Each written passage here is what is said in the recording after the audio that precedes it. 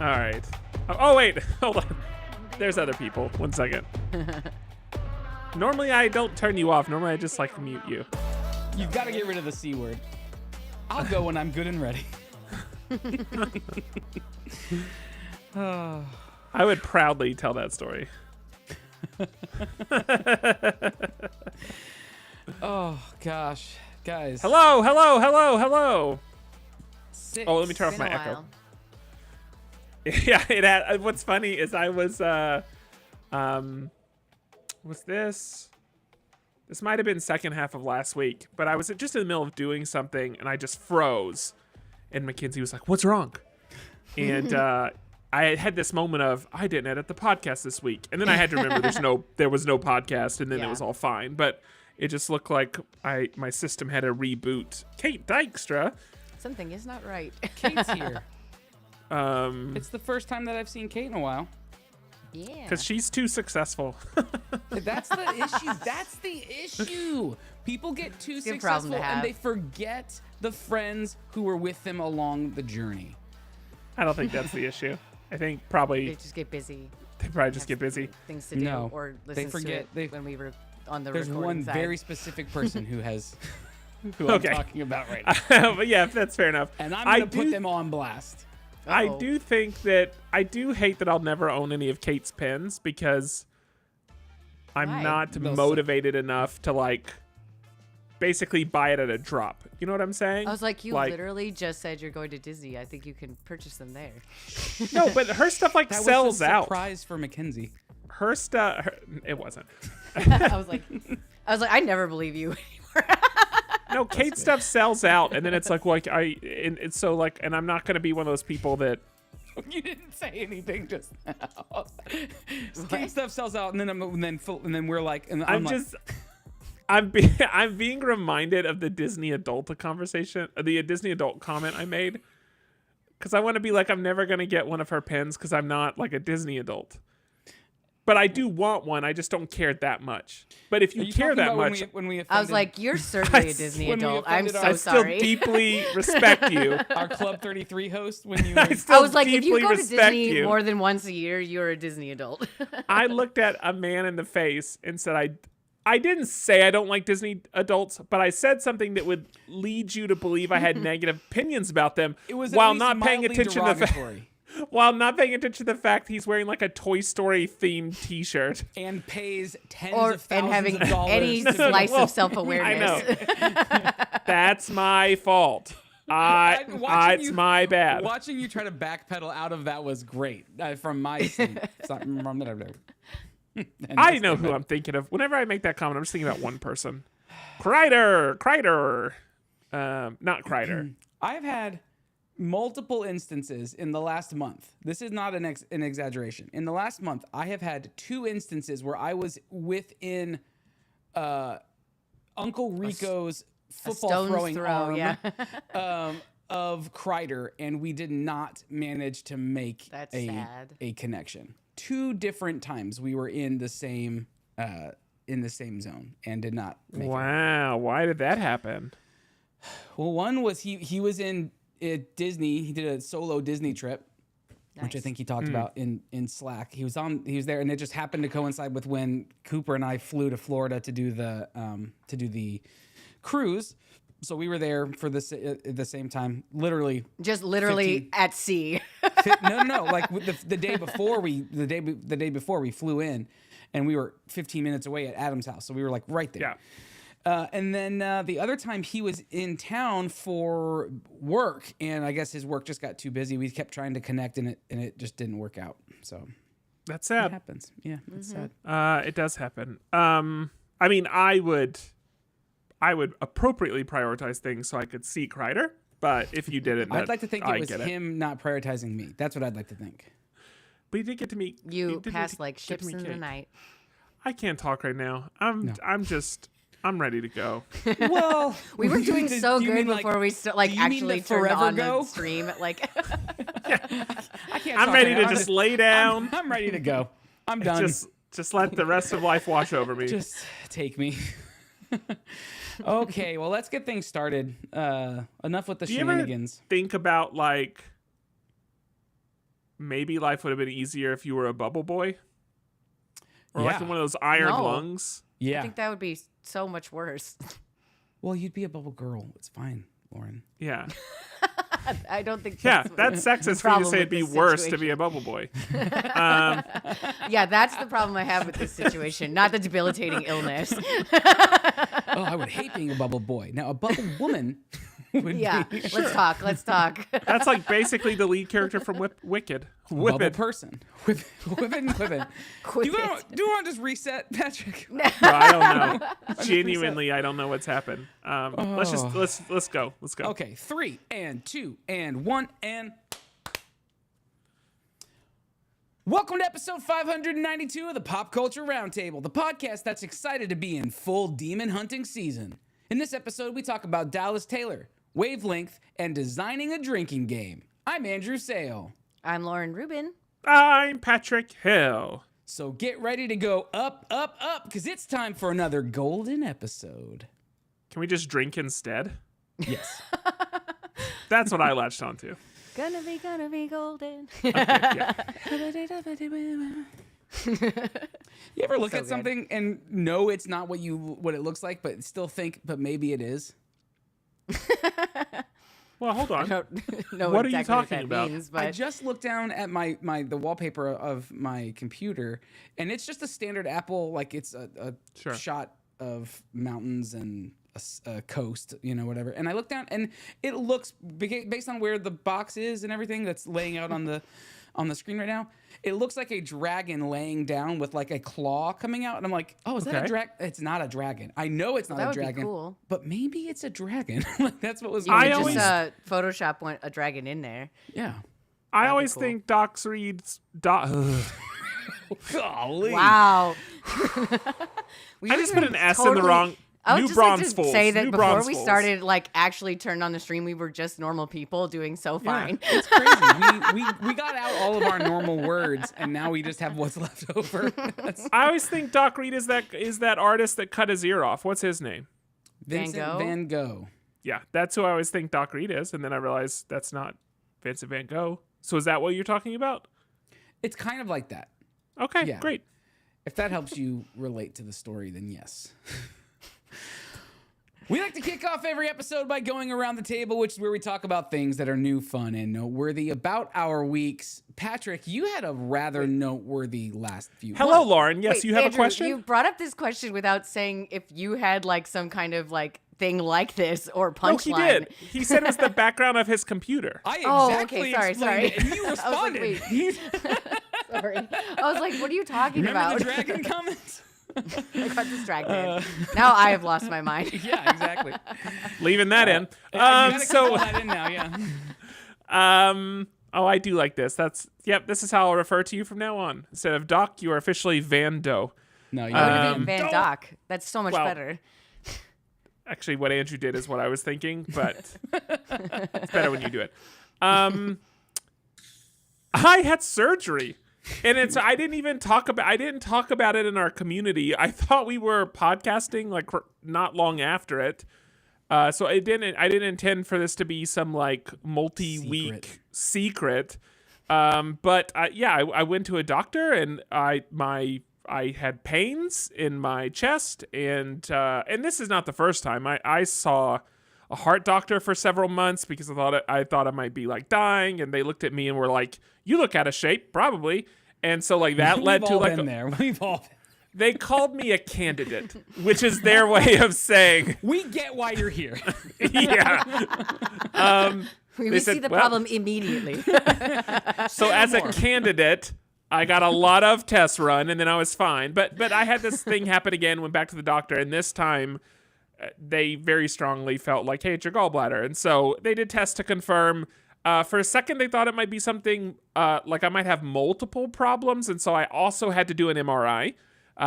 That's a crazy experience, but I was so tired from being up the night before and like mentally like I'm having surgery tomorrow and this was unexpected that I almost fell asleep during the MRI. They had to like tell me to like wake up because my breathing got like too shallow because I was out. But You anyway, were completely asleep. I was like seeing visions in the MRI. And also, by the way, if you haven't been in one in a while or ever, there's this like, yes, you have the really vibrant like sounds, right? But you have an underlying like dukes, dukes, dukes, dukes the whole time. And I felt like I was in the barnyard version of It's a Small World, and that is the thing that was most uncomfortable, is I was just imagining some like dooka dooka dooka band off to the side. Drove me nuts. Hated it. But it sounds like it lulled you to sleep though, either way. It didn't lull You me got to so sleep. angry you fell asleep. Like No, I was so exhausted my body could not stand to be awake. I cannot be awake anymore. I am so mad. But yeah, I mean, they wheeled me into surgery. I thought I was fine. I thought I was totally cool. And then the second they took me to pre-op, I was just like vibrating, shaking, and that's when I thought like, hey, maybe I'm nervous. And then they like shave you. Cool experience getting shaved. Second time that's happened. I don't know why they did the butthole though. Yeah, that's not how you measure pants. So they like shave you, and then the whole time you're being shaved, people just come in and talk to you. I met like 4 different people and had conversations while someone's just. I felt like I was at a groomer, and I was the cat. That was my experience. And then they take you to the operating room. Operating room is awesome. Wish I could have seen more of it, but I was out pretty quick. But those people, it's like a bunch of really motivated people that have done something in their lives, and they're like know what they're doing. Super, super cool to see, but then they give you like fentanyl and then you're out. Well, they get paid on a per basis, so it incentivizes them to get them in. yeah, you don't get a surgery room tour. Yeah. And then in terms of like recovery, the actual gallbladder recovery, easy. However, just one little note: whenever they do the surgery, they pump your abdomen with gas. I think it makes it easier for them to see stuff on the imaging or like move stuff around. I'm not sure. It helps move stuff around. It inflates your inside. That shit hurts. It all if they don't get it all out, and they don't, it's in your abdomen. It takes up to a couple weeks for your body to like leach it out or absorb it and move it out. But it collects in the top of your torso, like abdomen. So it collects in your shoulders and stuff. So painful. My shoulder pain was the worst pain I experienced from getting my gallbladder removed.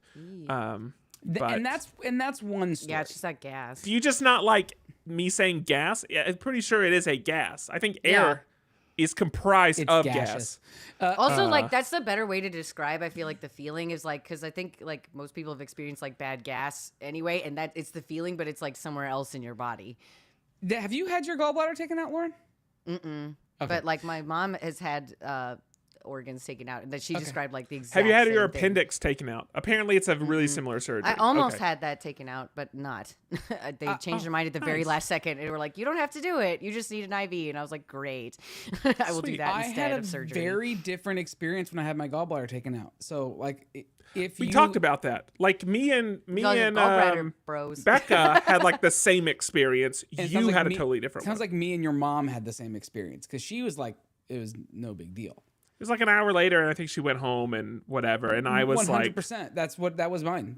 I was still just laying there on the going, couch. fuck, just like I was for on the couch hours. at lunchtime, basically. Yeah, that was not me. Yeah, it was. Did yeah, you not feel so like bad. you had to like poop so bad but couldn't when you first came out of anesthesia?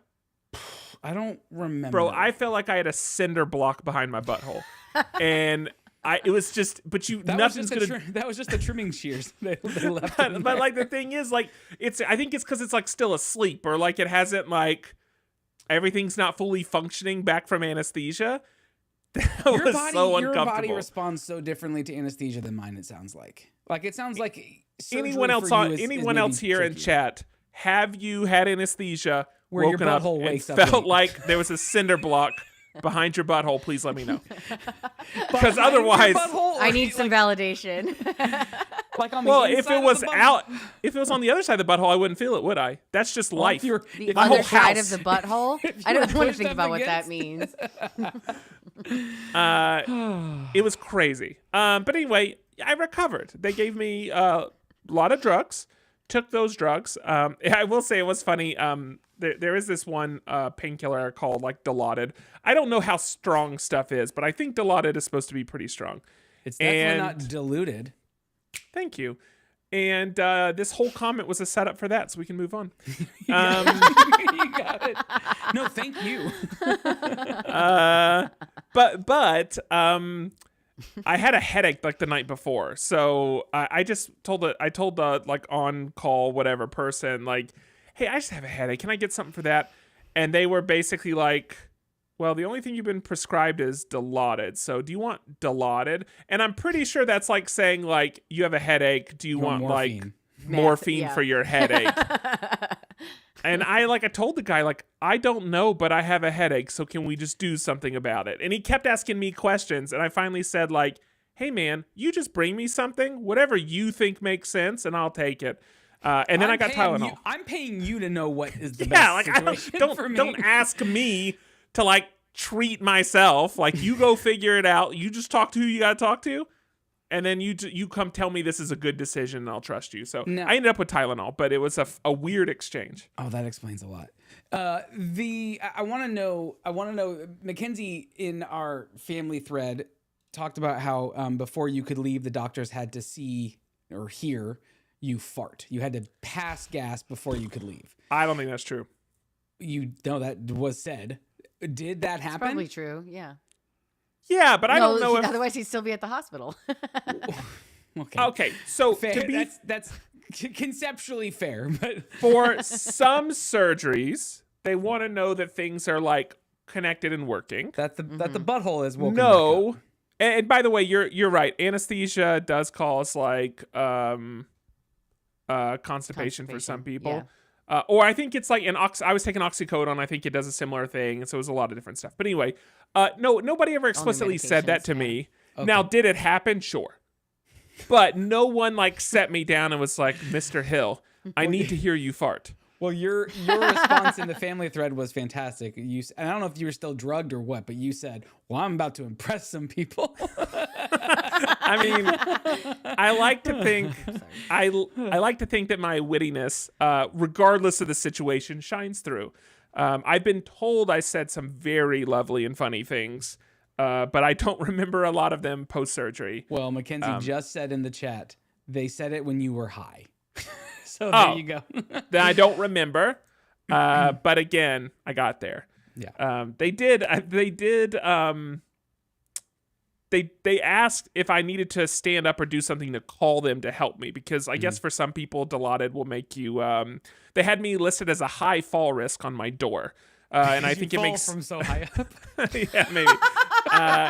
But I guess it makes some people like fine. dizzy or whatever. And so I called the nurse and was like, hey, just so you know, like, I'm going to stand up and walk over there. I was told to like call you. But it was this like 5'3" woman. And she went to help me. And I was like, let me stop you. You need to go get someone else. Like there need to be more of you before we do this. And she made some comment. Finish, but Beyonce had the best album this year. And she made some comment about like, if I fell, it'd be bad for me. And I was like, listen, it's going to be bad for you. Yeah. So my body's used to falling.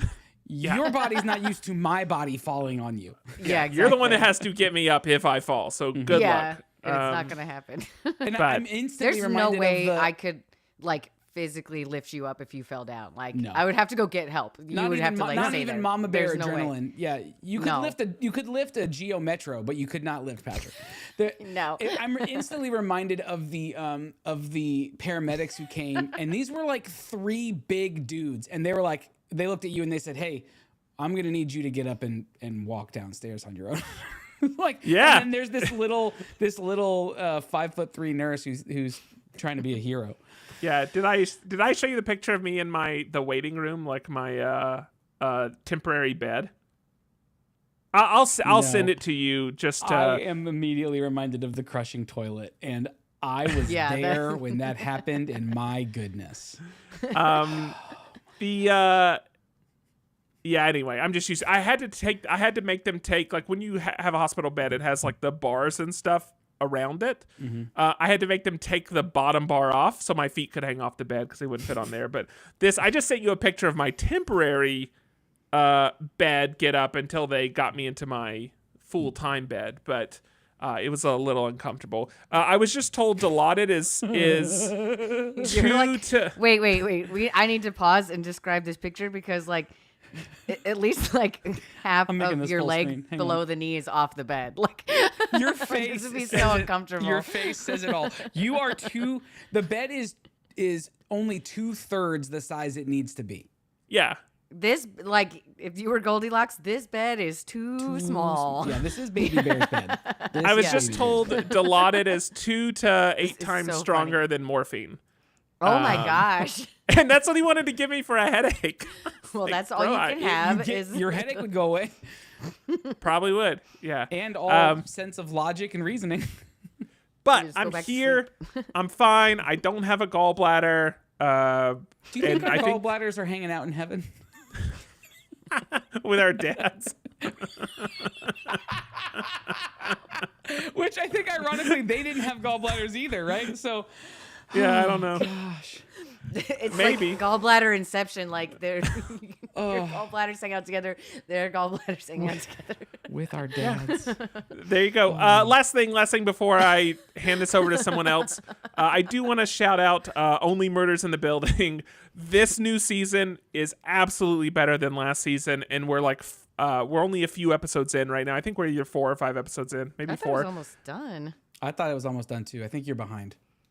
I'm not behind, so are we more than 5 episodes in? It doesn't matter. But the point is, You like it. I haven't kept up either, so I could be getting wrong. what I info. like is, and this isn't necessarily true because we haven't seen the whole season, so what I'm saying could be like patently false.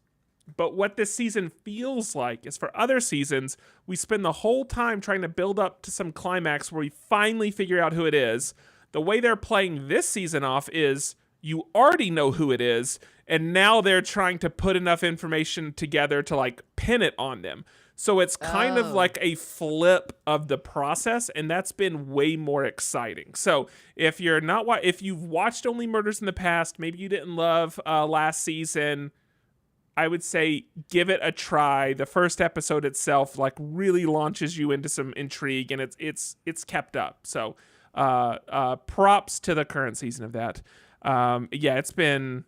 I think it's been super good so far. All right, that's it for me. I'll do everything else in my master category. Andrew. Yeah. Last week, just a follow-up, or last episode follow-up, I was talking about a fun Halloween pin I got from the Disney cruise, and I forgot to bring it in here. I'm going to show it now. That's the Halloween theme this year for all the Disney parks and cruises. It's a super fun, cute little pin. If you're just listening, it's got like this kind of creepy tree with all of these different colored pumpkins hanging from it, and then Mickey wearing like that outfit that I was trying to describe that he was in. It's kind of like a spooky magician. That's the outfit that Mickey is in for that. So anyway, I like the colors for that. The blue, right? Is like the colors, are great. Like it's a really nice. It still feels Halloweeny, but it's not black and orange. Yes, yeah. It's a nice setup. We are fully in Drawtober now, and this year we're doing something different. The theme is magic and mischief, and so each week there's 2 prompts, one for the first half of the week that's magic themed, and then one for the second half of the week that is mischief themed. So I'm just going to show. Yeah, and so I made a couple of, or this year I made sketch cards to do these on instead of doing them in my sketchbook. And so I'm going to show you the first couple, and then I'll show you a preview of the one for the prompt that comes out when this episode airs on You heard Wednesday. it here first, people, or saw it here. Yeah, I saw it here first. So this is my first one. It's just bright. Wait, It just came into focus so beautifully, though. Yes, it did. So the first one was Faith, Trust, and Pixie Dust, and so it was Tinkerbell for mischief, and then the current one is the Genie for that looks great. magic, which is he was fun one to draw, and then the one that's coming up in just 2 days is Pain and Panic for mischief, and I had an absolute blast drawing these guys. I love that. Super fun. So if you're not already joining us, there's plenty of time. We're still at the very beginning of October. We're only 2 prompts in. You can catch up real quickly. There will be some giveaways. There's 9 total prompts this month. You have plenty of time to draw 9 things throughout the month of October, unless you're like Kreider and you're doing every drawing challenge this year, seemingly. So Kreider's working on his genie right now, he says. Yeah. So there's plenty of time. There's some giveaways this year. We do have some stuff. We haven't announced any of those giveaways yet. But if you see, we've got these fun Disney Drawtober pins. Oh, buttons. I thought it was a magnet because you stuck it on there very easily. So those That's are very fun. cool. And then you might even be able to win a sketch wallet and maybe even some of these Disney Drawtober sketch cards, these custom sketch cards. So that's Drawtober. Okay. I told you guys, I sent you guys a picture earlier today of a package. Yes. I was dropping it off at the what do you call the place where you mail things? Post office. I was dropping it off at the post office, but I wanted I was going to say, I'm actually still not sure. Yeah, you would have. I've never been there. I wanted to send you guys the photo because I was getting ready to send it away and I wanted documentation of it so I didn't forget about it. Last time or 2 times ago, I showed you the incredible luck I had by pulling the new season of Lorcana, the Yeah, it was Mickey last time, Mouse I think. iconic. Well, my obsessive nature kicked in, and I knew that I had 1/2 of a pair. I need to complete that set. And so I've been for the last several weeks on a hunt, and I've been buying some packs whenever I could find any in the wild, and I have stumbled across 2 or maybe even 3 more enchanteds since last we talked. Wow. Some pretty good ones, some pretty nice ones.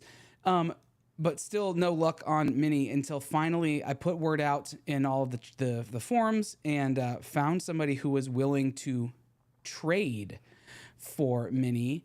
And sometimes that'll happen. Like they have, they'll have what you want, but you don't have what they want. And that happens often. It just so happened that this person is a player. They offload all of their enchanteds because they don't play with those. They play. They don't collect. And so he wants to play with an entire foil deck with all of the epics and all of the legendaries. His whole deck, he wants it to be foil. And that meant I had lots of cards to choose from that he needed. And so 23 cards later, basically all of my foil legendaries from set 5 through 9 and almost all of the epics that I've opened, which is the new rarity that released with this season. Basically all of those are gone, but Oh, wow. coming in the mail on Friday, I will have a Minnie Mouse to pair with my Mickey Mouse, and I will have That's the so 2 cool. iconics. And now I feel Congratulations. yeah. I What feel I was- like this is like a very cool side quest though. You know what I mean? Like It does feel it's like fun to try and find those kind of things when you have a mission like that. It really seemed like the direction the story was going is that you just sold the Mickey so then you didn't have to be a completionist. There is a reality in which I became so obsessive about it that it was like I may have to do something drastic like that. Yeah. Now I can't go drastic and buy her because I can't afford. She's valued at like $840. I can't just go buy her. So even if the obsession got that crazy, the lack of money kept me from doing that. But so there was something on the table of well, maybe I just need to get rid of the thing that's making me so, impassioned. But fortunately it didn't have to come to that. I found somebody who was willing to make a deal, and it let me worked ask you out. this. I Do was you like, think you yeah, can- how many days left were on the countdown before you were going to sell Mickey? He was never going to sell Mickey. Can you stop now? Yeah, so that's funny. you're I like, had I'm this- cured. When I got the photo, I sent off the stuff, and then I got the photo that he had sent off with the tracking number and everything. There was this sense of oh, I can relax now. I'm not stopping. Oh, I'll just take a 5-minute detour and just see if they have any packs at Target. I don't care. I don't have that drive in me after today. That dog. It is funny that you say that, because like there's the You piece lost of me that that's just dog in like, ya. okay, I'm glad I don't have to pursue. Like I can just relax now. So Are the packs hard to find? this season, what is it? Not season. This Last time I was at my Target, there series. were like 20 packs there. So Target has enforced a two product limit now for Lorcana, which up till now it's only been, that limit has only been in place for Pokemon cards, but because of the rise of Lorcana can only buy scalpers two, and things, you can only packs of cards. The system will only let you purchase 2 products. Like you can't, like if you scan more than 2 Lorcana products, even if they're different products. Like if you bought a starter deck and a pack and a trove, you can only get 2 of those things. If it has Lorcana, you can only get 2 of the things. So, so it's a little bit harder to come by, but some places will still have some, but it's only because you may have just been there like when there was a restock and people can't buy out the store like they used to be able to do. I like that Jedi said, now you'll never have complete foils, as though he's taunting you to now pursue complete foils. He's a bad friend. Jedi, you'll drive him to madness. Leave him alone. Jedi, just send me the D23 thing. I'll send you the money for shipping. It's fine. He'll trade you Mickey and Minnie for the D23. I don't think I would, but that's a crazy, You're like, stupid well. deal. Yeah, I mean, I think you'd be dumb not to. If someone Is the made that D23 deal, one like the rarest one? the Because it was just D23, for that there's event? a series of one of each color that was the year before the game actually launched, and it's just 6 cards in a box. Those can sell for anywhere from $15,000 to $17,000. Each? No, Or as a set? The set. Yeah. Okay. Yeah. That's a lot still. I mean, either way. And Jedi has one, and he reminds me of it regularly. I think he He paid like, lords it over you. I think he paid like $50 or $60 for it, like at D23 when they first had them. I think it was like that. I think it was really, really inexpensive. Yes, I know they're all foil. I know that. Freaking, It's Patrick, 3 can in the you ba- morning, and Jedi will just send him a picture.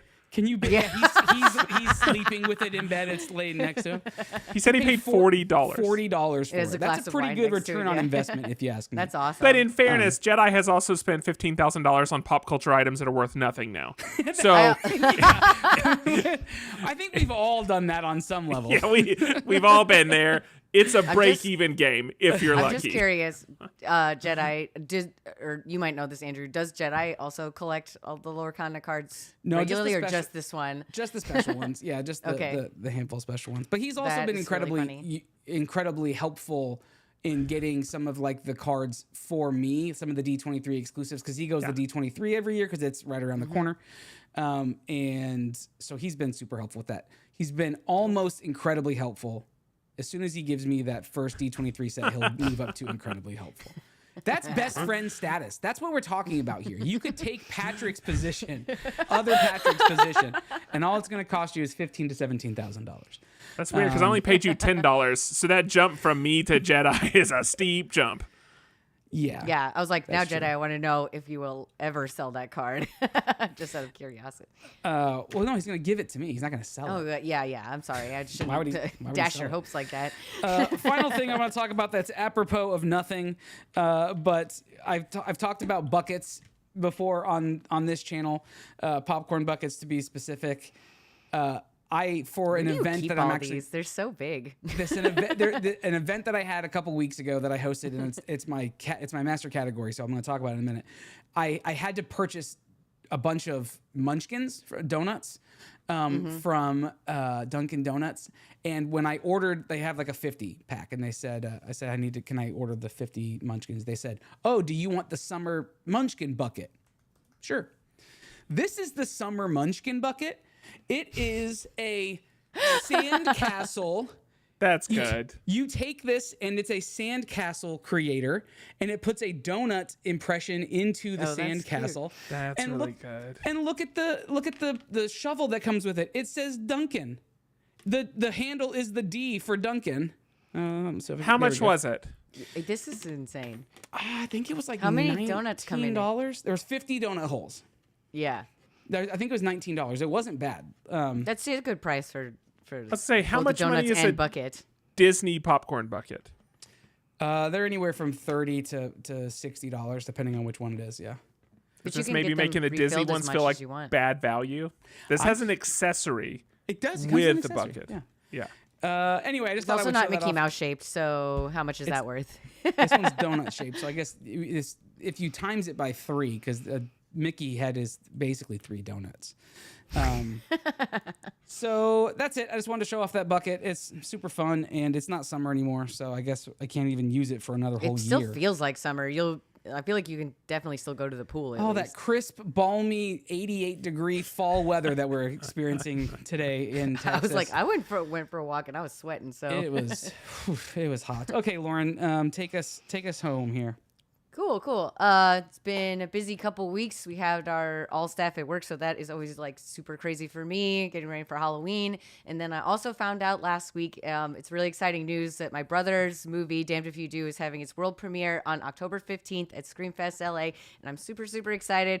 I'm going to be in LA for just a few days. Yay, thank you. The festival actually starts tomorrow, but Damned is one of their like last movies, so it'll be on the 15th. There's going to be like a red carpet and everything. I'm very, very excited to go and watch the movie, and then hopefully they will get distribution after this, and then everyone can watch the movie. It'll be so awesome. Hooray. If it's one of the last movies, that's headliner position, right? Like Yeah, that's yeah. awesome. They're kind of like opening movie, and then like they're the closing movie, or more or less. They have like another movie that's like technically like the last movie. It's just like I don't think they have any of the cast coming for that movie. Gotcha. From what I understand. But I'll tell you when afterwards what it was like, because I have no idea what to expect. But I'm really excited. It'll be my first movie festival, and it's extra exciting because all this cool stuff for my brother is happening. So I'm really, really excited. It's going to be awesome. If you're in LA, you can still buy tickets, and let me know if you'll be there, because I'm really excited. Jedi, she's talking to you. I was like, yeah, I think that's the only person. But what? Said she's talking to you. Yeah. Oh, I thought you said something not as nice. That's why I was like, what did you say? Do you not know me at all, Lauren? She does. That's the problem. Yeah, that's she the- has yeah. to second guess everything that I you say. would never not say something not nice. No, never. It's going to take me about an hour to decipher that. So give me Filter that. that all out. Perfect. All right. Well, yes. So that's been a big focus of my attention. I'm getting ready to go to that. I also have a wedding right afterwards, so just a quick trip to LA. And then I've been watching so much TV. There's just a lot of good TV on right now. Like a lot of shows that I like are on, and then a couple new shows ended. But I really wanted to talk about Project Runway now that the season is like completely over. And this was kind of a bigger reboot than I realized when I talked about the show when it was just first starting. I definitely feel like it's a step down from past seasons of Project Runway. Like I've watched this show since the very beginning, and I felt like they really hit like a peak, and then like now the production value of the show just feels so much lower than it used to be, even though like I think that a lot of the money had to have gone into the like hosts and judges, because I think that like they did a good job with that kind of stuff. Like they picked the right people to be there. I think all the contestants were like really exciting this year. I would like be honestly happy to see any of them in like an all-star season to like see more of what they're doing. But I just felt like this season felt more like they were concerned about making good drama and not necessarily like good clothes and like making the show about that. I think there was like the drama just felt really like pushed in a way that like even someone who watches Real Housewives, I'm like, this is fake. Like, or it just felt like they were like asking questions to piss people off on purpose, or just like some of the judging to me like really just didn't make sense, and I just felt like they were trying to like almost provoke the contestants into having reactions sometimes. I kind of like felt like it was that extreme. I think there were some good things. Like I said, the contestants were all really, really awesome, and I thought the stuff that they were producing every week was really cool. But like for example, where I feel like it feels cheap is that like every single challenge was a one-day challenge except for one. Which was a Wicked like endorsed movie, which they probably like they brought in like the costume designer of Wicked. That was a really great episode, but like it just limits the designer so much when like every single challenge is like one day. They get like no rest. Unless and it just you make kind it of to the final 3 where you're having to put together your. Okay, but wait. Then when it got to the final 3, it felt like it was literally the next day, and they did not give them the like time off like they usually do or any of that. They said pretty much it seemed like the day after they finished the final challenge, they're like, cool, you 3, here's your money, go to Mood right now, and you have to make 5 looks in 5 days. That's going to be the finale. And that felt like such a downgrade to past seasons, because in the past it was like you get like 2 weeks off and you get a whole month and you get like double the budget that they had to make an entire collection of stuff. And like they could help. That's the most fun, is watching Yes, the it is. collections. And it was such a letdown, because like I do think that they made really amazing things with the time that they were given, but knowing that like that's how the show used to be and imagining what they would have done with triple the time, I just like it does feel like a letdown. Like it was not a lot less exciting. They also decided to try something where they did not reveal who was eliminated every episode until the next episode. So they basically leave off on the cliffhanger of like, and who's going to get eliminated. And honestly, by the time next week rolled around, I'm like, this feels like wasting time. I just want to get on to the next challenge. I don't care as much about who got eliminated because like it's not fresh in my head. Like it was, I think, a great idea to try, but I don't think in the future they should stick with that. I just think it kind of kills the momentum of the show in a weird way, that like they have to like crescendo at the very beginning of the episode with an elimination and then immediately launch into the next challenge after a commercial break. It felt like jarring every episode. Yeah. I never got used to it. The first episode, I think that's a great gimmick. They should not have kept it up all season. I think that was a little silly. Yeah, it's a weird energy too, right? Like yeah, honestly, like and so I do think that like there's things that I liked about the season. Like they spent a little bit of money on the set, and I thought it looked really nice. Like I said, they did get great judges, and I think that was cool, and the contestants were awesome. And one of my favorite things, and this is really silly, is that like whenever they would cut to like the interview portion where they're doing the like talking heads like they do on every reality show, like their confessionals and stuff, the lower thirds were so sassy. I wish more shows would do this, because like they would show like 2 people arguing and they're, you know, doing the commentary, and then it'd be like, DJ is over it. Like it was so funny every time. I was like genuinely excited to read the funny lower thirds, and or they would like change as they're saying stuff. Like whoever did those, like, that was one of the most fun parts of the season. Like truly kudos to them. It was a really good little like thing every episode. I just loved it. But then let's talk about something that I liked a lot better. Yeah, I was going to say, it's sad that it's I mean, it reminds me a little bit of the Survivor treatment. Like well, not fully, but Survivor moved to the tighter timeline. Mm-hmm. My understanding is partially in response to COVID. And so it used to be what was it, Andrew? 37 days, and then they ended up shortening the competition to 36 days. Yeah, and they shortened it to they shortened it to the. Oh, I thought you meant they shortened it to 36 days. I'm like, that's not a difference. No. It was 36 or 37, and then they shortened it to like 3 weeks or something, or 3.5 weeks. So it was pretty substantial. Basically, it was one day this challenge, this day this challenge, and expulsion. One day this challenge. It used to be 3 days. For all those things that happened. And so it meant 2 things. One, it meant that there was a lot more social game between challenges and a lot more just surviving because of that time. But also, you can imagine that the amount that you're getting to eat and the amount of energy you're expelling really degrades your kind of mental and emotional performance. And so by stringing it out even another week and a half, like, frankly, just added another dynamic of this kind of like longevity that you had to maintain throughout the game. So by shortening it, they made it more challenge centric instead of being as like social survivor centric. But post COVID, they never reverted that. Now my guess is it's a lot cheaper for production to have the shorter film times. I'm definitely sure that they saved a lot of money by cutting down how long they were filming for this show. Like, that's got to be where they saved. Like, they put all the money towards this stuff and then saved it there. But I don't know. I think they need to do a little rebalancing for the next season, because like I hope they keep doing it. I love this show. I think it's so like impressive, but I just think they have some tweaks to make in the new version. Yeah, we need long. It's funny, and Survivor brought back the long intro, but they still didn't bring back the long timeline. So we need long timeline next. That's what we need next. All right, long what's intro, the thing long that you timeline. Exactly? What's the thing that you liked, Lauren? We were talking about this before the show, but the debut SNL episode with our good buddy from Dropouts. With Bad Bunny. Yeah, and Bad Bunny. Predictably, I loved the K-pop Demon Hunter sketch. It's like my real life, except I don't get to have like wonderful real life appearances by the amazing singers. And that was just such a cool little like moment, and knowing that tomorrow is the day that we get like the full live performance of Golden on Jimmy Fallon, I'm so freaking excited. I know that you guys like just are probably sick of me talking about this movie. Can't wait. But I just love it so much, and I think it's gonna be so cool to like actually watch them sing it live. Like I was thinking we wouldn't get this till the Oscars, but I think it's really cool that they're like promoting it this much now, even though it's been out for a while. Like this is very, very awesome. That sketch, it wasn't It was what a I would great consider. sketch.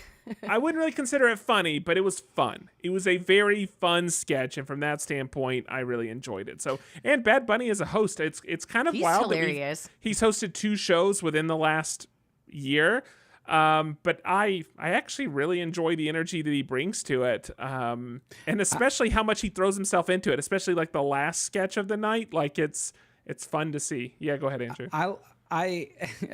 So my hot take on it is, I think he's got fun energy. He's not a very polished performer in that but I think regard. that's what makes it really endearing, like because he's so into it. Like it genuinely feels like he's trying his hardest, which I think is like watching it's like watching a kindergarten, like a kindergartner up on stage singing, in a choral thing. Like they're doing their best and they're enjoying it and they're waving at you from the thing. Like this is sweet and it's nice. He's not the best performer. You're saying it's I like do a think train he's pretty wreck. Funny though, yeah. But the conductor did want to make it to the station. Yeah. I feel like his vibe though, like it's really clear that everyone's having fun around him when he's there. So I just feel like that carries into the episode in a way that like works for me every time he's there. Because I don't even like his music and stuff, but I'm like, I'm not throwing shade on him as a person. A good host, yeah. I think it's got fun energy, and I agree. He's having a great time, which does help a ton. That a lot of sins can be recovered if you're just having a good time and helping other people have a good time. I'm just making the observation, like the objective observation. He's not that great of a stage performer as it comes to like skits and things like that, but he's having fun, and they have fun with him, which is that's half the battle, honestly. Yeah, to me, it's like that. To me, that feeling like carries over enough that it makes a lot of the sketches work because it's just like everyone is having fun, even if it's not like the most polished version, like you said. Like it's still really entertaining. But yeah, it was great. I don't really have too much else to talk about. I've just been so busy with stuff. Okay. Well, that's fine. We've been talking for an hour, so it's okay for us to move on to our master categories. With that said, let's do exactly what I just said. Head over to our master categories. That's the music cue for you, Patrick. That's where that will go. Thank you. The master categories, each episode when we talk about the dice we rolled in the episode prior to that, we then pick our topics based on those categories. Lauren, why don't you just keep going? Cool. Well, I did see we were talking about a lot of birthdays in chat, and I'm going to continue the birthday talk because it was Tom's birthday. Hi, I'm Tom right there. We had a game night, and so it was perfect because I rolled for games. So I was like, well, I just played some games. How good timing could this have been? You said, hi, I'm Tom. I heard Hyman Tom. And I'm like, why did she say that? What did she say? I'm looking. We're I'm both looking just over, mishearing each other a lot tonight. I see. Okay, I see what she's saying. So we played 3 different games. We played Betrayal at House on the Hill, one of my favorite games. I know I've talked about that before because it is the best. We just barely survived. It was a really, really good game. And then we played Fun Employed, and then we also played a new game, for me at least, called Wavelength, which was featured on Parlor Room on Dropout. It was like one of the first episodes. It was a really, really fun game. It was interesting because we did first we played it like as you are meant to play it properly, where we just split into teams, and then we started playing like just as a group because we didn't have like that many people, where it was like we could just play this where one person is picking the thing and you try and line it up. So the idea for Wavelength is that you have like you kind of like have like a hidden board and you spin this little device behind the board, and it will like give you a little like wedge, and it has numbers. So it's like highest numbers in the middle and the lowest are on the outside, and you are like, depending on where it lands on there, you're given a prompt of like 2 opposite things, and you want to get your person to like, or you want to say like a prompt that will let your teammate like align the was it like the like the dot into the like most points zone on your wedge. This is a very hard game to describe without visuals. You're trying your hardest. It is very hard to describe. It's not an easy game to describe, but it is. I hope this makes some sense. Gloriously entertaining to hear. I think if you look up a picture of like just put Wavelength game into Google so you can see a picture of what this looks like, it will make a little more sense. But yeah, so you have your like hidden wedge, and you're trying to get your teammate to like choose on the spectrum that aligns with like where the wedge like was randomly placed. So like for example, one of my topics was like hard to find and easy to find, and like the thing was all the way to one side. So I said a micro needle in a haystack, like the hardest thing I could think of to find. So it was like way to one side, So that's like an example of like something you would do. And it's just really funny because like you randomly choose the cards and have easy. I got lucky. Yeah. They are typically not that easy. Yeah, you randomly are drawing the like kind of setup cards, so you have to kind of come up with some kind of clue that lands your numbers in that right sweet spot. Tom and I did kind of destroy the other team. I think you guys must we beat be them on the same 10-0. Yes, we really were. It was great. And it was funny because like when the other team was like missing each other quite a lot, and then when we all played as a group, everybody was winning like perfectly. We would all like, get it right on the dot almost every time when we played as a group. Yeah. they choke under the pressure. That's the I'm going to be honest. So I've played the game. It just really highlighted to me how much I'm not in sync with the friends and partners in my life. I just remember how well I did when I was working with Mackenzie and Jonathan. We were clicking. Yeah. Opposite experience for me. Yeah, fully opposite experience for me. Should I get an annulment? Because I am so far off. You cannot play the newlywed game. No, you will not win. It will become the divorce game.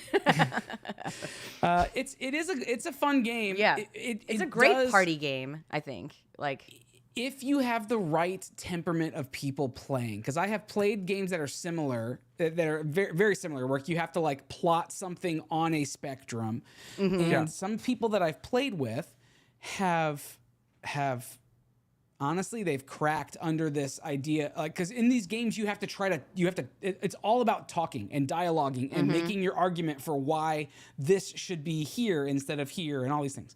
Yeah. And if you don't have a group of people who can manage multiple streams of input that may be opposing one another, not arguing, but just like I'm making my case for this person is making their case for this. If they can't, because we would like get into like, I would say like arguing our points afterwards, and I'm saying like arguing in quotation marks. We were not like mad at each other. You're just like debating your point and trying to like win the argument. Yeah, like if people can't handle debate, they will crack. Like they literally like were shaking and quit. We're like, I don't. That bums me out. No, like, not with Wavelength, but with a game very similar. Okay. So I was like, I thought this was pretty fun. The people that you're playing with need to be able to hang. Like it's like, or just not take it too seriously, because I think it could be fun, but you have to be willing to like earn your points in that way of like finding out why it was in that, like how you matched your wedge into the spot that it was. Make your case. It's I love those kinds of things. I have no problem, as you know, debating. Have you ever played arguing. the game Super Fight? That's a really fun one. That's kind of like that. Yeah. It's like a card game, and you're like throwing out like random cards, and it'll be like Godzilla versus Batman, and if you whichever card is yours, you have to like say why they would win in a fight, and it is super fun. It is fun unless you're playing with people who will get mad about it. Who will intentionally sandbag you because they know you're good at games, and so they just are like, I know you've made a good argument here, but I'm not going to let you win, so I'm going to pick this other thing. That happens to me. I know that happens to Patrick. It does. I mean, you almost get penalized for being the most vibrant at the table. Yeah, it genuinely happens, and it can be frustrating. And so it's tough to be the best. It's it's lonely at the top, is what they say. To us. But yeah, I would definitely recommend it, I guess, if you have chill friends who enjoy just fun debating. Yeah, Wavelength is fun, and it is not as difficult as it sounds like it might be based on the description, but that's not Lauren's fault. It's just I didn't understand the rules when they were read out loud to me either. I had to just play it, and I was like, "Oh, this is so simple." There is an app. You can play. Yeah. You Oh, can that's play with awesome. An app too. Yeah, So. you could definitely like you can learn to play this game within 5 minutes and like just get it started at a party. Like it really doesn't take too much buy-in. You could add people into teams very easily and stuff like that if you're, like just playing it like socially. Like it's definitely a really fun game, easy to travel with. Definitely recommend it if you have the right friends, I guess. Yep. Yeah. I did bad at it, so I don't want to play it again. I see. But I'm sure what you're saying might be true. But But it's a very good game that Patrick played. It's a very good game. The design is ugly. Is it called A Very Good Game? No, it's called something Planet something. I don't remember. It's a very good game, but the people playing would not let Patrick win, and so Patrick will never play it again. Oh no. yeah, exactly. Yes, Well, that sounds like a bad experience. literally have someone looking and saying like how do I say this? Like I was getting just spited. Like Yeah. I wasn't doing things unrealistic. The way I was Yeah. playing made sense. What I was offering was more than I was getting in return. Like I was Yeah, he doing was everything trying to I make could genuinely good deals for them. Yeah. to Yeah. participate in the game. And So you weren't like playing kind of He was chaotic not or being whatever. shysty. Yeah, No, yeah. no, There- I yeah, wasn't. Shiest No. was happening against him for sure. But- I was watching but it it's- happen. It's this idea of like because I'm most comfortable with you, or because you're the I don't know, loudest at the table. Who knows? I'm just. They just wanted to pick on you. Yeah, but the problem is that it's like, well, now I'm not getting to play, especially in this game, because the way it all happened was it literally limits your ability to participate in the game because you can Part have of the game turns is and making stuff. deals. Yeah, taken away from you. So it's like, why do I want to come to a game night and just basically be forced onto the sideline? That's not fun. And Yeah. I can see why it happens. But there are games that I won't participate with now because it's too easy to just sideline someone. And I think that if you're going to play a game, you should get the same amount of play time as everybody else. Yeah. Yeah. I think I don't play games with. I don't know. I don't really have friends who do this kind of stuff. Like we just try and play the game and not like Well, have you fun. have good friends. You get it. Andrew and I got uninvited from a game night, a regularly occurring game night. We got uninvited. It's true. It's wild. But for opposite reasons. We were Yeah. told that we don't take games seriously enough.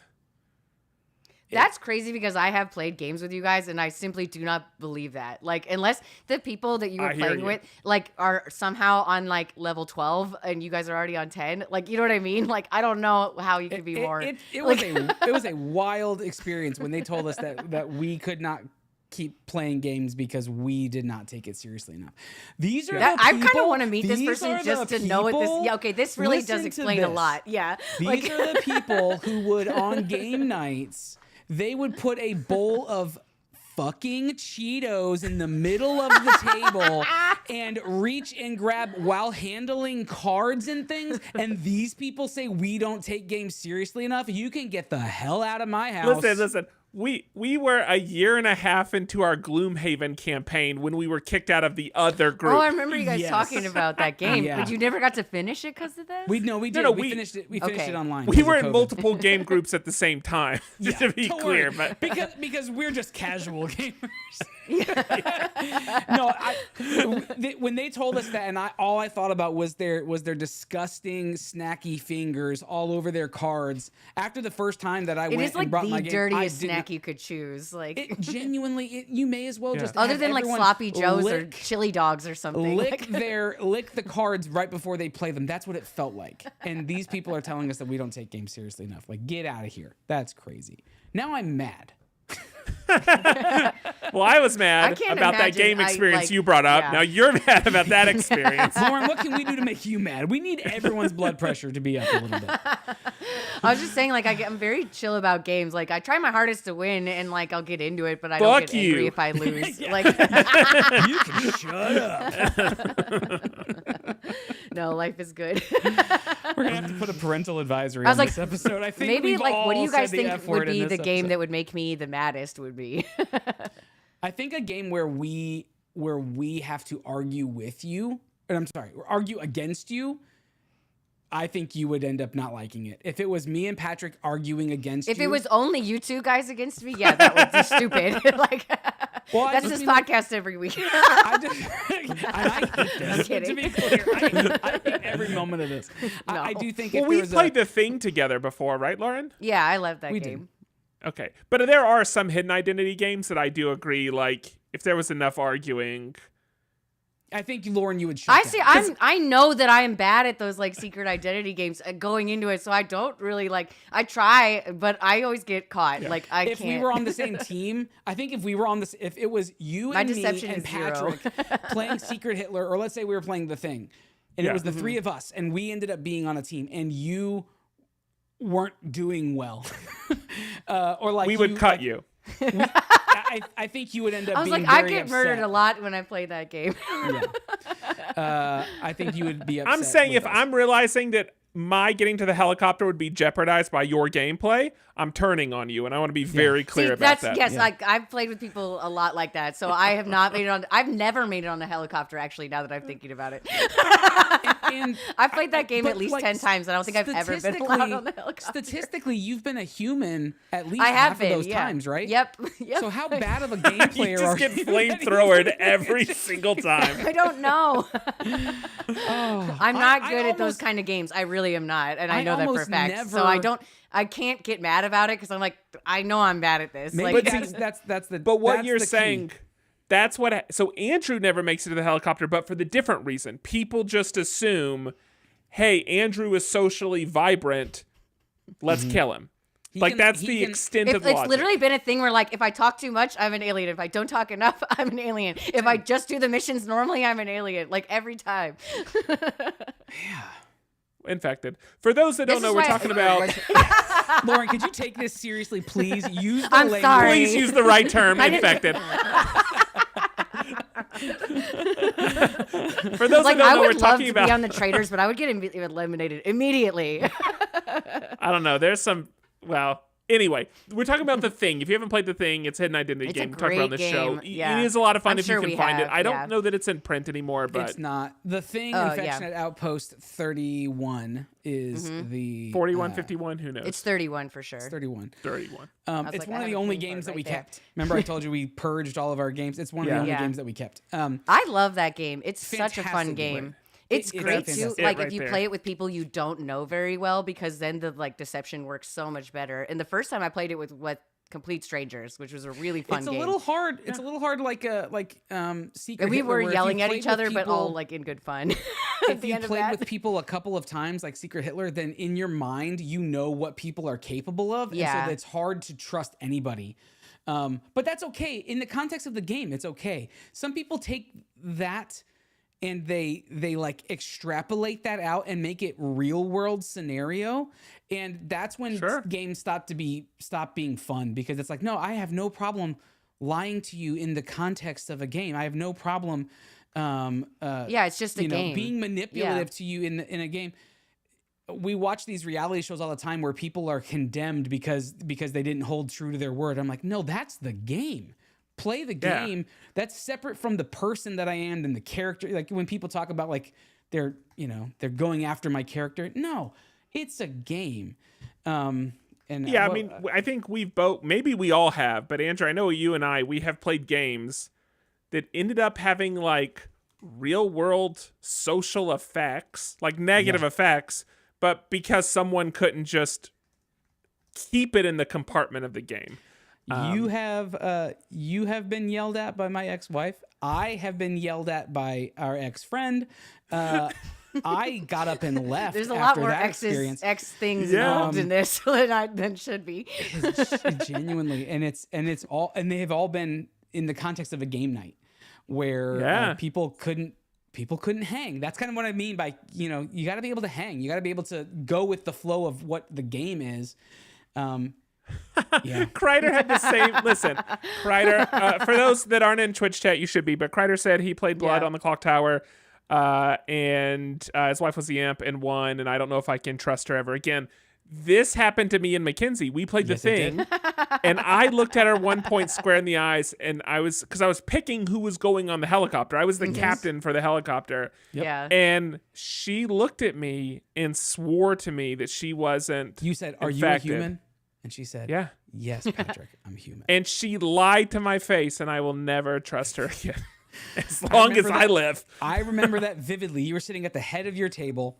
And I was sitting to the right of you, and she was standing and leaned over next to you, and you were asking her eye to eye. And she will not live that down for the rest of your lives. Yeah. That's amazing. All right. Anyway, And that's what makes these Wavelength games is a great so game. much fun. Yeah. Yeah, everyone's fine. So is that the game? Not Wavelength, but like Blood on the Clock Tower or The Thing or like Werewolf, the game that you've argued about the most? What game were we playing when I got yelled at, Andrew? Do you remember? It was an identity game, but I don't remember which one it was. It was Okay. either The Thing. I think it may was have been- Secret Hitler, actually. I think it may have was been Secret Secret Hitler. Hitler. Okay, yeah. Secret Hitler. Yeah. Yeah. And I got yelled at because I gave the guy's wife a hard time. I was like, why did you say that? We were supposed to blah, blah, blah, blah. And he took that as me calling her stupid. And then that turned into a thing. Oh shit. And I got up and he yelled at me in my own home. And I got up and said, I don't have to deal with this. And I went upstairs. I came back down a few minutes later and they had all left. Like game night was over. Yeah, definitely. Oh, that's like too much. Jeez. Man, Yeah, I mean, it's... And I'll never trust my wife again. Yeah. Well, and that's the cost I of think doing like the business. worst. I literally am trying to think of like the worst thing like this that I've done it in a game. And I do remember we were playing like some deck building game, and I got like I was building up to something, and like our friend made it so that like I had to like flush my hand, and I was like, "Fuck you!" And he's like, he actually like got offended. I was like, "Dude, no, I was joking. I was like slightly annoyed, but I don't care. Like we're fine. I hope you're not mad." Like immediately apologized and was like, "I did not mean it for real." Oh, yeah, Mackenzie and I had makeup sex. I'm Like just where you kidding. both, I didn't get that either. You both put on makeup and went to town. I don't understand. Yeah. We like to dress like rodeo clowns. Makeup sex. Ding dong. Oh gosh, that's good. right. Okay, who are you throwing it to? Patrick, you're smiling. Let's go. All Let's right. capitalize on this because this is okay. going downhill quick. All right, I have TV, but instead of talking about a specific TV show, I actually want to call it a YouTube channel that's new from the past couple of months. And this is a YouTube channel put out by Dallas Taylor. Now, Dallas Taylor may be someone you're already aware of because they have a pretty widely downloaded podcast called 20,000 Hertz. And they've collaborated with a lot of famous podcasters. So it's absolutely possible that if you consume podcasts, you have already heard Dallas Taylor or listened to one of their shows. But as part of this YouTube channel, which is under Dallas Taylor's name, they dive into the world of sound. And a lot of these things are around TV productions. So, for instance, their earliest video from a few months ago is diving into Jeopardy and looking at sound effects, who manages those, who mixes them, where they come from, etc. in the show. But then they spend a couple episodes on SNL. So looking just an interview, a 15 or 20 minute conversation with a boom mic operator for SNL. There's That's another cool. one that's a 20-minute conversation with the A1, the lead sound person for SNL. They have another conversation with the lead sound mixer for Jeopardy. But for those that have listened to this show for a while and consume other Disney content, they actually have 2 episodes that take place in Disney and feature Mark Bricky. He's actually one of the people on the show. So I initially started listening to this. I saw the Boom Mic episode for SNL pop up, and there was some decent information in there. So I started digging into these other ones, and I was very surprised when I also stumbled upon our friend Mark. And he has a great breakdown. He has one video dedicated just to Galaxy's Edge, and then another video that just talks about the sounds of Disney around the park, how the sounds intermingle and where they come from, how to like spot speakers and things like that. But it's a fun little breakdown. Again, that one's much more heavily from kind of Mark's form of storytelling. But certainly if you watch something like the, sound mixing for SNL, then you, which is a video that dropped today, you get really, really good insight into how those productions work. It's not, how do I say this? Industry level, or are they like proprietary level? Like things that would transcend like to the industry, or like really specifically like, yeah. I mean, I would say it's both to an extent. I mean, you of course see things that are unique to the environment, but and in terms of the level of information, sometimes when I'm watching these videos, so the guy that ran sound for Wolfpack when they performed at Red Rocks, he has a video that shows his front of house setup. And I was excited to watch that. Wolfpack is a band I enjoy, and I especially love people that do live sound mixing. Dave Rad is someone I enjoy listening to for that reason, because he focuses on the live sound aspect as opposed to like a studio aspect. But the information in that video with the person that ran front of house for Wolfpack was so dumbed down, it wasn't even enjoyable to watch. It was kind of like you're talking to like a 12-year-old. Yeah. And so from that standpoint, career day talk. Yeah, and so there's not like enough meat in there to really feel like you got any insights from it. When someone's like, this is how you turn up volume, that doesn't really do it.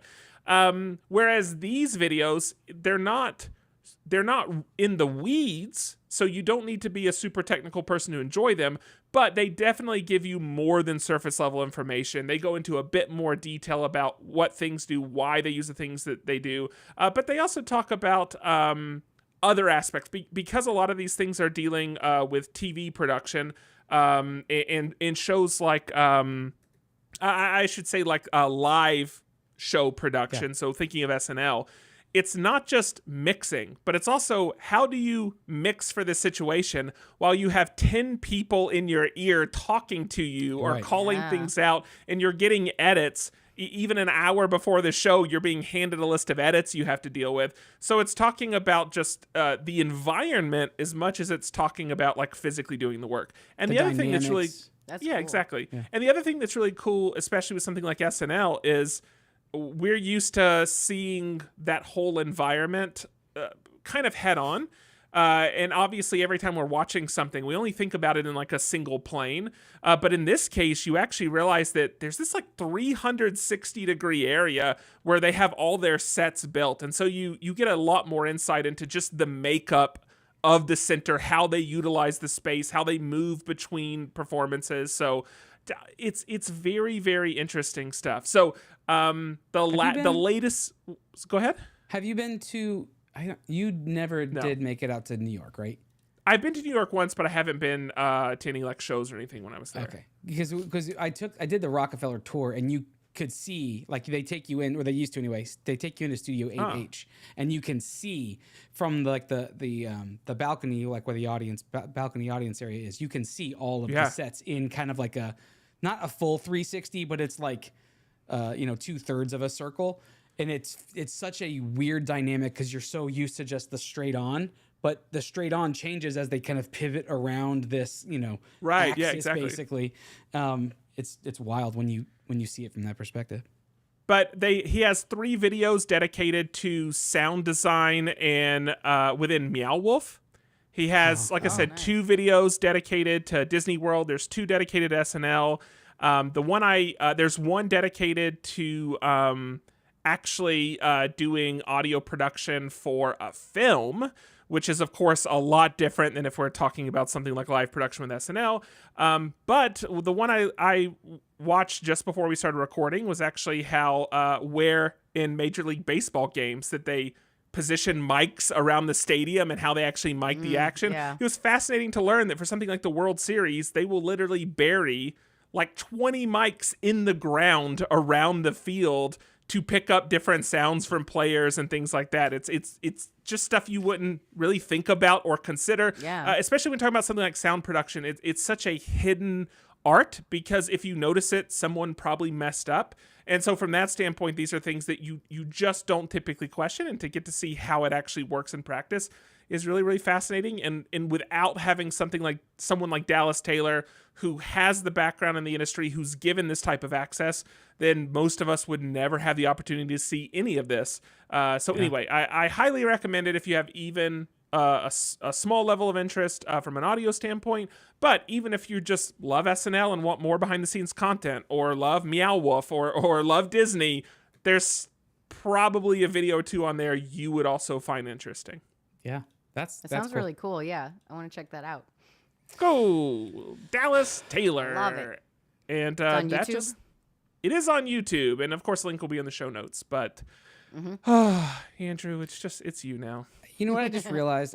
We're not gonna talk about this, but I'm gonna say a thing that I'm surprised you didn't talk about, and I am just realizing that you didn't talk about it. We're not gonna talk about it, but I'm gonna acknowledge that we didn't talk about it. What happened at the Ryder Cup with the Europeans and the Americans and like I can't believe we didn't talk about that. All right, so It's for because my the timing. category, We'll talk about it after. It was in the middle, yeah. for my It category, was in the middle weeks, the forgotten times. I got design, and I'm actually going to take this moment to talk about a thing that I designed, and that was a bit of a drinking game. Now, I'm using that term a little bit loosely just for the sake of it's easier to describe it that way, but I've talked before in the past about this group that I'm a part of that's called Whiskey and Wise, and that's basically a drinking book club where once a month we read a book, and then we get together, and whoever's hosting has picked that book. Whoever's hosting will then pair it with 2 or 3 different whiskeys, either that are on theme or they're new or kind of rare whiskeys, whatever the case may be. Everyone kind of does something a little bit different. Well, I've also been talking for the last couple months about how much I love this series, Dungeon Crawler Carl. So Never heard of it. My month was September, and you better believe the very first book that I was gonna recommend everyone read is Dungeon Crawler Carl. So It's your I knew that K-pop demon hunters. I knew that I couldn't just let that be a book discussion and some whiskey. I looked at this as an opportunity the whole book is about a game. And so how do we bring that game to these guys who are not gamers? And most of these guys do not play any, so they have no idea what the MMO or Dungeons and Dragons, any of that vernacular is. Most of these guys are like retired Air Force people, military people. So they're just not the vibe that they're into. So I made them read this book and then play a game. And so I'm not going to go through all of it, but I'm going to show you because I'm really excited about how this came up. And Patrick, I'll give some credit to Patrick for helping me come up with some of the mechanics of how this game played itself out. But basically, when everyone got there that night, I had made. I wish I had printed an extra one of the character sheets. I made you full screen because I assumed you're about to show all this. I have everything but the character cards. Okay. I should have printed an extra character card. So when everyone came, I had created character cards for them, and it was sitting on the seat with a corresponding D20. And now these are whiskey glass resin. Cute. Whiskey glass resin D20s. So these were sitting on there with their character card. The character card had an image of their character. I used ChatGPT. I put in some information about them, some like cursory information, and it spit out characters that were the race and class that best fit the person that I was describing. Yeah. And so I had it generate character stats for me. So everybody had everyone had 6 stats, like the 6 main stats that they were going off of. And then they had a crawler number, which if you've read the book, every crawler gets in and they have a number that's assigned to them. So they had a crawler number. I had them in preparation for this. They didn't know what was happening, but I had them roll a D20 in the week leading up. And that was them identifying their character's level. And so each character had their own level. And that so could be when all over the place. What? That could have been all over the place. Yeah. That's kind of fun. Now this is like D&D light, right? So this is just a foray into this kind of storytelling style game. So when they came in, there were going to be 6 encounters that we went through to correspond with the six stats that they had. Nice. And I made this Dungeon Crawler Carl Dungeon Master's Guide. That's awesome. And so in the guide, it had discussion questions tied to the book and sectioned off into different areas. But then, for me only, as the Dungeon Master, I had the 6 encounters. And the way that I did the encounters, they corresponded with, and this is where Patrick gave me great help. They corresponded with 6 of the major interactions and encounters that Carl and Donut encounter in the book. And so we basically, I read them through like as a Dungeon Master would. So I'll just give you an example. The first encounter, as the Dungeon Master, I read, as the dungeon door slams shut behind you, the ground trembles. A jerry-rigged death machine, a murder dozer, roars to life, belching smoke as a gang of goblins shriek and give chase. Their jagged weapons flash in the torchlight as the machine barrels straight toward you. Gentlemen, I need you to roll your dice. And so they rolled their dice. I don't know if a stick with a pineapple counts as jagged weapon, but that's just Book Patrick talking. Go ahead. That's fair. In D&D rules, I think that's an improvised weapon. Hold that thought for a second, Patrick, because I'll swing back to that in a second. Each encounter had a baseline number that had to be met in order for them to succeed. And on their character sheet, there was just successes and failures, and there were boxes for each of them. Each encounter had a specific one of the stats was the thing they needed to have. Let me say this a better way. Everybody had 3 modified stats on their stat sheet. Right. One was a negative modifier, so it was a -1. The other 2 was a +3 and a +5. So if you had the highest in, let's say, dexterity, so this particular first encounter, dodging the speeding murder dozer, leaping aside, or landing precise strikes against goblins, scrambling over the machine, all hinge on quick reflexes. Read your dexterity modifier. Yeah. If you have one, apply that to your roll. If you don't have more than a 6, let me know. So if they didn't get a 6 or higher, they failed, and they had to mark that. The goal was for them to have the most successes by the end of the evening. So there were these 6 encounters. I was rolling dice for the bad guys on the encounter, and I would roll at a disadvantage. So I'd roll 2d8s because there were 8 guys. I would roll 2d8s, and if the lesser of the 2 dice was, let's say we rolled a 4, I rolled a 4 as the lesser of the 2. If 4 or more of the guys succeeded in that roll, then they were awarded something. And so I did these in the book. There's a very, very ongoing theme are these achievements. It's just like kind of any sort of game like that. And so I had these new achievement cards that's awesome. that I would pass out to all of the guys if they were to hit one of these achievements. So this first one says, new achievement. You made it all the way through. Actually, it was like this. New achievement. That was for Patrick. You made it all the way through a new book. Way to go. Even if it was obligatory, you still are better for it. You make literacy look good. Reward, you received a shared bronze adventurer box. And this is how I revealed the whiskeys. So the whiskeys were hidden in these black velvet bags, and they each had an adventurer box tied to it. So this good. First one. I don't know, like, people that are listening, you're probably not getting this, but when he's talking about the cards, the achievements, the whiskey cards, like the Adventurer's Guide, these are all fully designed and printed materials. Yeah, this looks like a real board game. Yeah, I had so much fun. It looks really, really times, nice. The guys were like, "Where did you get this?" I said, "No, this is what I do. Like I finally get to flex a thing. This is a thing that I do." Right. You guys This fly is the kind of planes, crazy and shit I get into at my You know parties. how to hunt, and you know how to do all these things. These are your real world survival skills. This is what I do. And so I would give the adventurer box, the bronze adventurer box, to somebody, and so then inserted into this, I made this little pocket, inserted into it.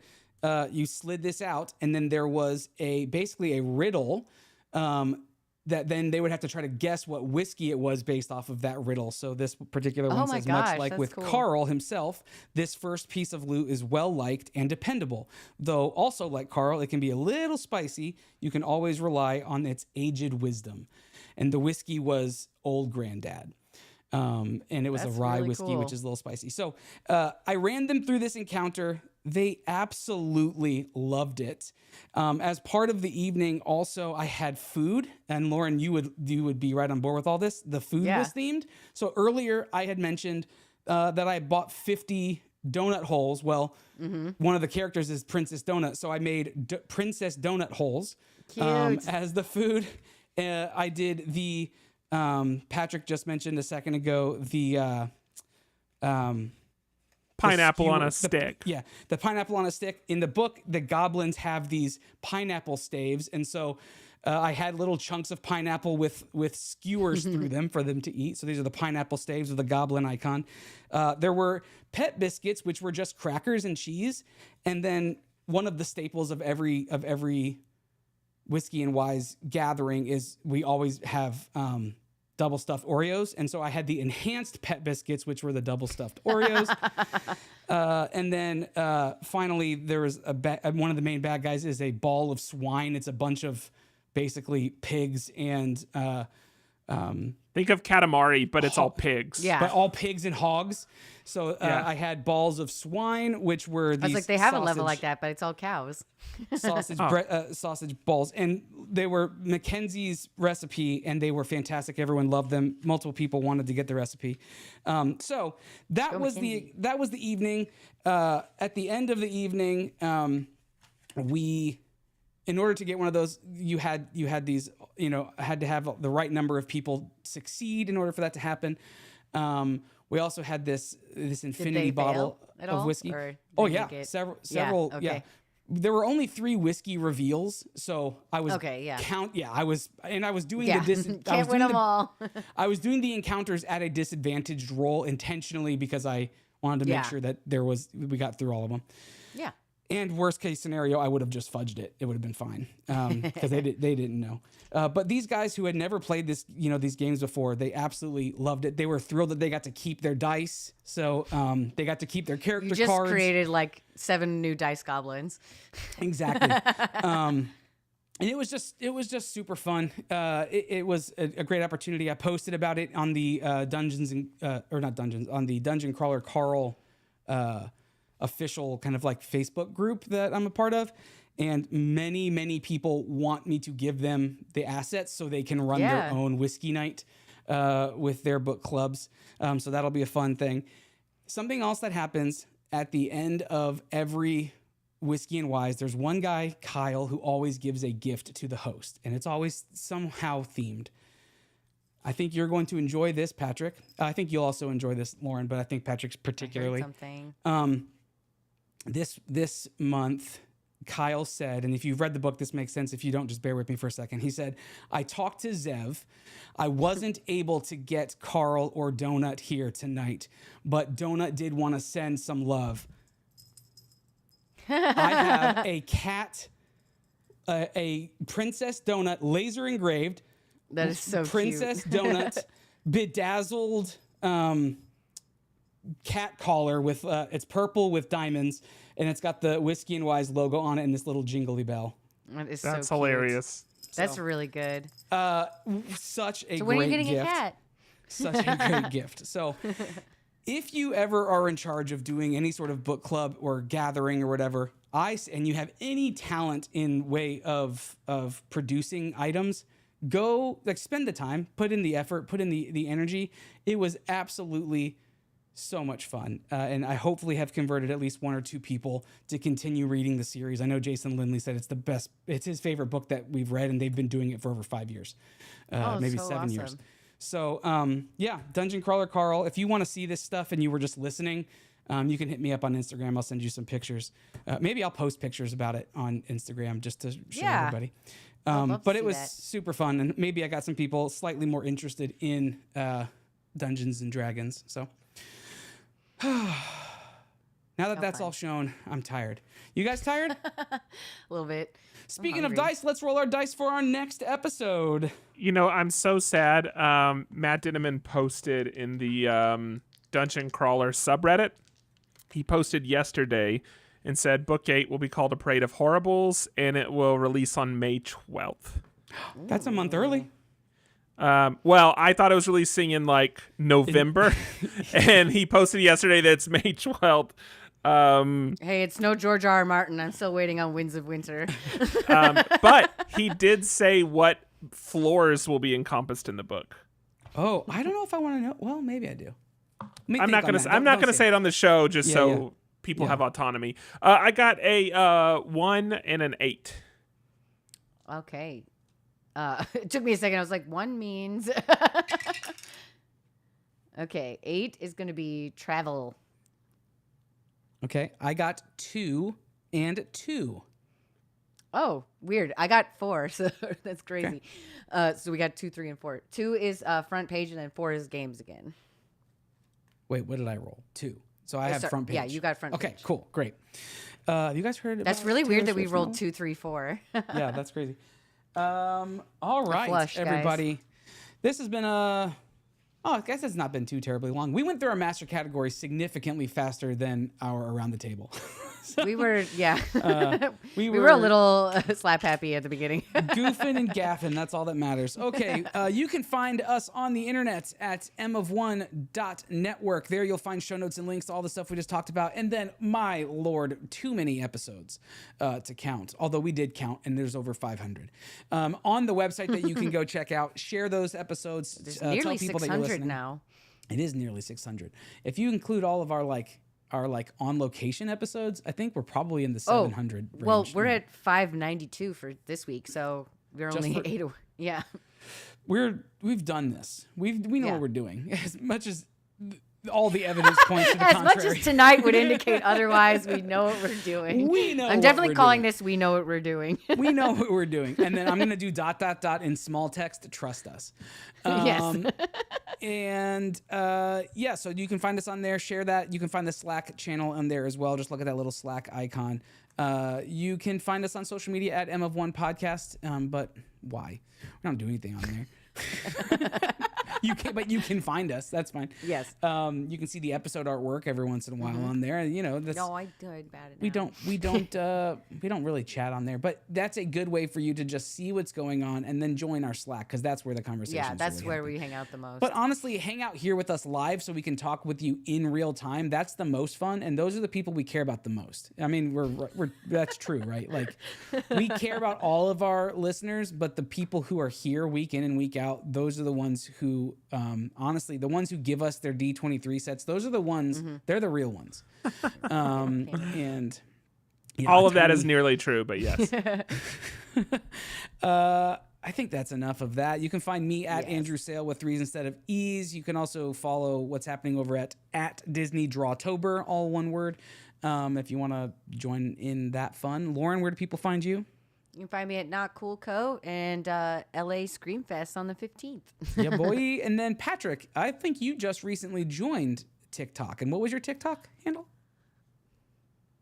I don't have it. I'm sorry. Oh, I got excited because I thought that was real for a second. Brendan Why Lee would I Mulligan join did just, TikTok? Brendan Lee Allegedly, Mulligan it's gonna did, and get- he was never going to do it, so maybe you will one day. Allegedly, it's gonna get taken Allegedly, you over would by never read a book. by and look how many times crazy you've read Nightcrawler right-wing Cardinal. investors. Of course, I'm not gonna join TikTok. It's Can we just crazy. for a It's hot run by second- the Chinese, not rich people. Let's. I don't know how to take that. I'm just kidding. Is that racist? It's just facts. Hidden facts. Can we just? I was like acknowledge rich Chinese people, I should for say. a hot But yeah. second, Patrick said he would never indulge in the art of partaking in books. He has now read this entire series I 2 know. times through. He has read 14 of these books in the last month and a half. So Yeah. Patrick is winning all of us at the moment. Now, to be fair, he was laid up for some time. There is. because of- I will say, Hey, there's a you lot. even watched K-pop Demon Hunters, which is animated. I know, so he's we're- expanding you're his really horizons. expanding yourself. There's a lot in book 6 and the book 6 and 7 are dense. Yeah. And 7 especially gets really frenetic. So it's the second read is kind of necessary to even realize all of what's going on. Understand what's happening. So, That's true. Because yeah. I reread 1 for this encounter, and there was stuff I picked up on this time that I didn't the first time. So Yeah. okay. Well, I'm sure they are smart and pick up things to revisit later on. It's always fun to reread stuff Yeah. like that. On that note, everybody, it's been a good one. We will catch you on the flippity flop. Until next time, I'm Andrew. I'm Lauren. I'm Patrick. Hey, peace out, everybody. Adios, everybody. Bye. Everybody? I mean, listen, you can't get down on people for listening to audiobooks instead of reading. We tease. I bought another book today that was a non-Dungeon Crawler Carl book. It's a gateway. It's a gateway. Patrick is in taking in. There's the thing. Yeah, it's a gateway book. Can we talk about this for a hot second? Look, I know we're done, and everyone stopped listening an hour ago anyway, so it's fine. Can we just talk for a second? The debate against saying people have given me a hard enough time that now I am in my head when I say read a book if I've listened to it. Oh, I'm just teasing you guys. I definitely just, think that counts in real life. I just like to give you a little shit. Some people aren't teasing. So some people. Let's talk about I'll just say a second. clear the air, at least for me. On this. I'm not meaning to. If you're reading a book with your eyeballs and you're processing it cognitively with your brain, what is the real difference between that and listening with your ears and cognitively processing it with the same brain? Like, what is it that is for people that is so intrinsically different? Is it just like the prestige or like the No, I mean, I do think a lot of people have like a snotty attitude about reading. Like, I just think the enjoyment from reading is different for different people. Like my enjoyment does not come from my face is in the book. Right. My enjoyment comes from I can do other mindless activities and this and still get the info. And still get the info. Like it's something about like this almost frees me up to enjoy puzzles and let the puzzle be more relaxing and not feel like the puzzle. Like, I don't know, having a soundtrack to some other activities is nice for me. But I could totally see there being like a vibe to looking at the book. I think it's just two different experiences. And like, I don't think there's anything wrong with either one. And like, for the purpose that you're saying, Andrew, like, is there any like cognitive difference? I don't know. But like, it's good for you either way. I think just some people like the experience of reading it more than listening to it. No, and I hear both you. Both are totally valid, you know. I get that people enjoy it. I guess I personally like don't remember audiobooks very well. Like whatever processing happens in listening versus reading, like I just don't remember the stuff as well. And end up having to like learning rewind styles it. Too. That all plays into it. And when I read books, like I do read slowly-ish, but I guess like I say slowly because like compared to some people I know, I do read slower, but like I really am like picturing the words as I read it, you know, like so I take my time reading it and I remember it much better and like for years after I've read it, where I don't really have that retention with audiobooks. I'll say this, I've had enough of an issue with this in not recent past, but in the last couple of years where I've changed my perspective on some other things. I used to really look down on people who said that they're like a gamer, and then I say, "Oh, what kind of games do you play?" And they say, "Well, we play a lot of Monopoly." Oh, like it to me, if that's like I play games, but because of how I felt about really the whole reading versus listening to books debate, I've relaxed my feelings on that and realized like, oh, I mean, that's fine. There's different levels by which people, they're still, the process of playing a game is still happening. Do I think should that be classified as a person who is a gamer? Maybe, maybe not, but it's not for me to make that judgment call. If you've only ever played Monopoly, I can confidently say you've never had fun playing a game. That's true. But it's also like if you only play one game, you are not a gamer. You're like a Monopoly expert or whatever. You know what I'm saying? True. Like if you A have monopolist. to play other games, you know what? Play other I'm games retaking to up my be mantle. a good, I like, agree. A real These gamer, people I think. are full of it. Screw Monopoly. Yeah. It's just if you're literally always playing the same game, no matter what it is, that's not, I don't think, a great Shoots and experience. Ladders Like, is more fun than any of the games the oatmeal makes. Whoa. Whoa. Shots fired. Just Patrick coming out with some hot takes. Just kidding. I actually meant the game of life. I've never played Shoots and Ladders. Wait, like life, like the board game? Yeah. Yeah, It's that's called the more game of- fun. I would rather play that than any of the old Not games. his life. His life is Nah, not. my life sucks. That's the reason Game I of life escaped is to also books. a common phrase, guys. If my life was good, I wouldn't need books. You know what I'm saying? I have not I played need Life to in a very escape. long time, but I remember really enjoying that game when I was a kid. We bought it for Becca for Christmas. It's one of her favorite games, and we got Holds some up? mileage out Holds of it. up? Yeah. It's one of the games that we kept of the handful. So All what I know, made the purge? I want to know, like, what's the list? everything else. we only Everything. kept Two four games. four cubbies, four of like those calyx. Yeah. shelves. I remember you had a whole wall before. We had 30. What was it? 32, Yeah. 33 cubes. We Oh, I brought thought it you were down only to- to say games. I'm like, I don't believe you. I saw the No. collection. There was far No, we more had- than 32. We had almost 200. Because Hey, quick Yeah. shout real quick. Quick I'm just shout. curious which other games that you recommend that as highly. That's all. I'll send you a picture. We can talk about it later. Yeah. If you haven't looked, Andrew Heath has a new Kickstarter. Yes. Oh. I thought It has 16 days left, so we'll still be able to. Oh no. Yes. yes, we will. We will. Okay, we will. Okay, we'll still be able to talk about it. We'll still be able to talk about it right Mental before math. it releases. this But we looks fun. shouldn't I have forget front to page. mention that. I have front page. Maybe I'll talk about it as my. Yeah, that's we- perfect. we or should I have mention games. the I image. have games. I can do Oh, this. Okay, please talk about it because I'm gonna it bookmark looks it so I remember. very good. It looks Yeah, very no, we And I love should mention Andrew, that so for of sure. course I want to talk about this. Oh, All right, I like I'm gonna this new little go- burger pin. I need this one. All right. Hey, enjoyed talking to everybody tonight. I have a book about dragons to read, so I'm gonna What go book do is Is this that. a What new are you book or reading? is it a different dungeon Are you crawler reading card book? Onyx Storm? No, I'm just kidding. I'm not reading Oh. anything. I still have that book on my shelf and haven't read it yet. The You book I said bought is like a workbook. Yeah. Oh, lame. Okay. It's some book. Who does A workbook? successful? Pushkin? Oh, yeah, Malcolm Revisionist Gladwell. history. Yeah, it's a book he recommended. What is it? I think it's called Build. Cool. I literally bought it. I bought it today. I get like credits from what's it's called, and so I Audible. think it's called Build. Just bought it today. It's something I want to read, but it is like it's not fiction or fantasy. Hey, Hey, All right. success in Dragons? business may be fiction and fantasy for some of us. All right. hey, So just ease good it. job, Ease it. Just throwing a USA. capitalist dragon or two. You deserve to lose the Ryder Cup, and I was glad to see it. Yeah. All you're a right. bunch of assholes. All right. Have a Yeah, great heard. night, everybody. Have a good one. Bye. Bye. Bye. That's Oh my wait, I'm note. supposed to turn up music. Forget, there's no music. I'm just ending the stream. Oh, wait, Bye. here we